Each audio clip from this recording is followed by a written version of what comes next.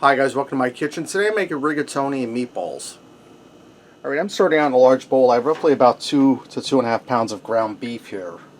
My friend Carol, she wanted to see how I make my homemade spaghetti sauce. I'm also going to show her how I make my homemade meatballs. It's not really hard at all. And guys, if you see Carol in the comments, say hi to her. Her name is Carol Walters. She's a dear friend of mine, a sweet lady. Alright, I'm going to start out. I have a large onion here I diced up. I'm going to put about 3/4 of it into the meat mixture. We're going to reserve the rest for the sauce. And I'm going to add some garlic in here.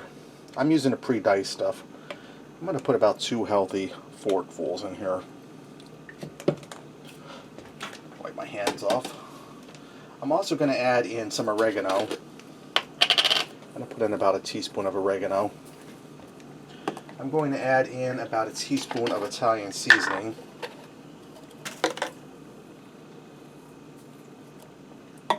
I'm going to put in about half a teaspoon of pepper,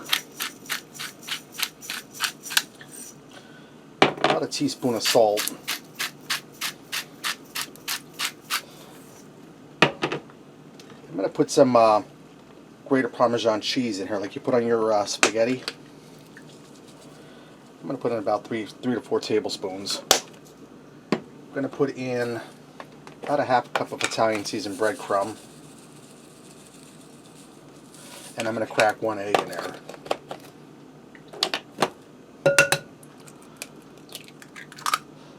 I'm going to get in here with my hands and get this all nice and mixed together, get the spices all incorporated through.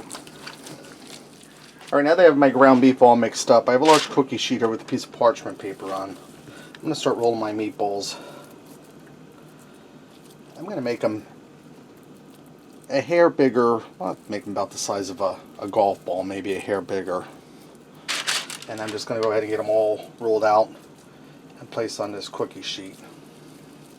Alright, now that I have all my meatballs rolled, I'm going to put them in a 400-degree oven for 15 minutes. That's going to do 2 things. It's going to cook the excess grease out of the meatballs so our sauce isn't greasy, and it's going to get them nice and golden brown. Alright, now that my meatballs are in the oven, I'm on to the sauce. What I did here off camera is I put about 3 tablespoons of olive oil in a big pot. And I added in the rest of my onions, and I've been sauteing them for a few minutes so they start to turn translucent and get tender. Now I have my heat set on medium. I'm going to add in some garlic. I'm going to go for 2 heaping forkfuls. If you use fresh, I'd use about 3 or 4 cloves. And you're going to have to let that saute in a little longer, the fresh, than the pre-diced. I'm just going to stir this around so it starts to get fragrant and heats through, which I'm starting to smell it already. Right now I have 2 28-ounce cans of crushed tomatoes. I'm going to add them in. And you're not going to believe how simple this sauce is to make. And I'm going to add about a half a can of water in one of those cans.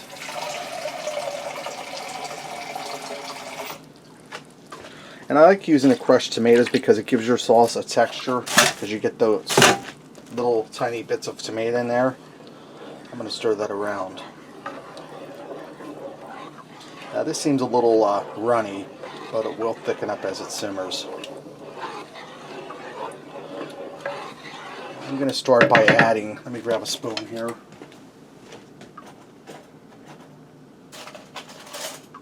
Part of my little party spoon, but I'm using what I have. I'm going to start by adding some sugar in here. You want to add some sugar to equal out or balance out the acidity of the tomato. This here is like 1/4 cup. I'm going to start by adding about half of it. You don't want to add too much in at first. You don't want it too sweet. You can always add more, but you can't take away. And I'm going to stir this around, getting it well blended in there. And I'm going to give this a taste. And I might heat set on medium so I don't get a sauce shower, because this will start blobbing up. I'm going to add a little more in.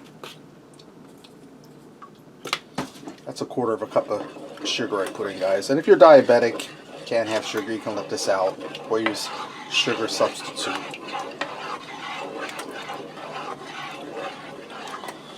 Alright, let me give that a taste. That's good there. Now I'm going to add my salt in. I'm going to start by adding about a teaspoon of salt in. And it's all about adding a little bit at a time and testing it till it's to your taste. Stir that around in there good.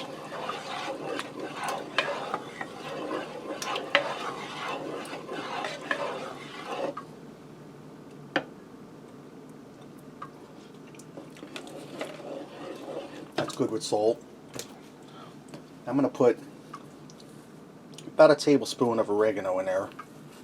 Give it a little grind to wake it up. And I'm going to put about a tablespoon of Italian seasoning. That's a teaspoon. I have to open up a new container. We have 1 teaspoon of Italian seasoning in there. We're going to put another one in. I'm going to stir that up.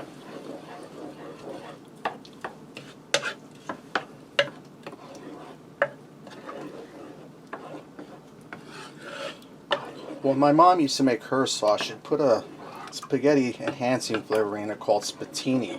You can't find that anymore. She used to love that stuff. If you ever heard about that, let me know in the comments.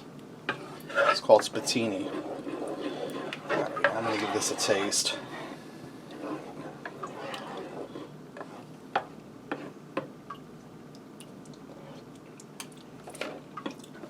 I'm going to put about another teaspoon of oregano and a teaspoon of Italian seasoning.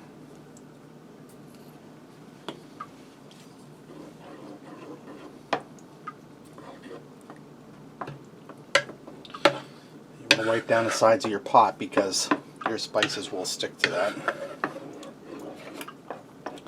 And as this cooks, it will reduce and the spices will intensify a little bit. That's good there. Now I'm going to allow that to cook on medium heat to start to warm up, and it'll start gently bubbling. Alright, I just took my meatballs out of the oven. Now they're not cooked completely through, they're going to finish in the sauce. I don't know if you can see all this grease on the pan that cooked out of them. I'm just going to drop my meatballs down in the sauce. Alright, now that I have my meatballs in, and here goes the last one. I'm going to allow them to simmer in that sauce. That sauce will thicken up, and those meatballs are going to help season the sauce, as the sauce will help season the meatballs. And I'm going to move on to my rigatoni. I'm just using dried box rigatoni. Alright, my rigatoni's done. I just added in the sauce. Now all it's left to do is to stir it in. And I turn my heat off. And if you like your sauce thicker, add about 1/4 of a can of water in, or let it simmer a little longer. This simmered for probably about 20 minutes. As the pasta sits in here, we'll soak up some of the sauce and make it thicker. So you could also do that, let it sit for about 10 minutes before you serve it. This is ready to go, guys. Let's go ahead and fix up a plate and see what we got. I went ahead and added more of that grated Parmesan cheese and some parsley to this. I'm going to start out by trying a meatball. Tender, easy to cut. You can see they're cooked through. Let's get a little sauce on that bad boy.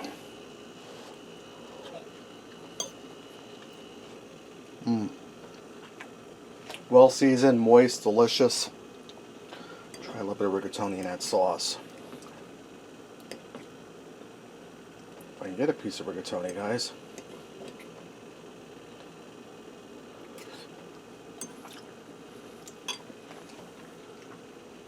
That's really delicious. I cooked the rigatoni so that it was tender. That's the way we like it. That sauce is really seasoned well. You get a little bit of sweetness from the sugar. It's really delicious, guys. It wasn't hard at all, and trust me, once you try homemade sauce, you'll never get out of a jar again. Rigatoni and meatballs. Thanks for watching and supporting me, and remember, love what you eat and eat what you love.